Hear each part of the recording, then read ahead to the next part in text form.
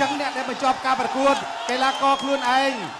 លោកគ្រូអញ្ញាកដាលលោកគ្រូពេទ្យហើយអ្នកណាឲ្យទឹកក៏សិតតែជាអ្នកដែលមានសិទ្ធិបញ្ចប់ការប្រកួតបានដែរអូអត់អីទេ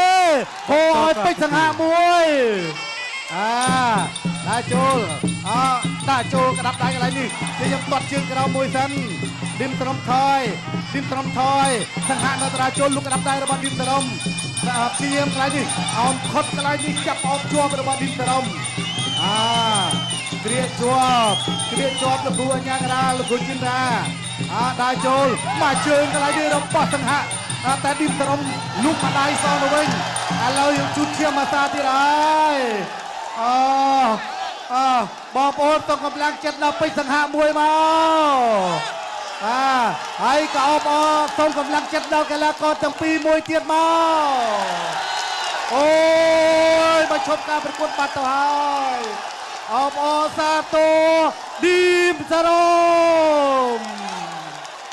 សោកស្ដាយបងប្អូនទាំងពីរដោយយើងខ្ញុំបានជម្រាបជូនសុទ្ធតែកីឡាករក្នុងដួងចិត្តយើងខ្ញុំទាំងអស់គ្នាអញ្ចឹងទោះបីអ្នកណាឈ្នះក៏បានដែរមិនសំខាន់នោះទេឥឡូវនេះគឺបែកធំពេកលោកគ្រូពេទ្យមិនអាចបន្តការប្រកួតបានទេអញ្ចឹងអបអរសាទរដល់សង្ហៈមួយ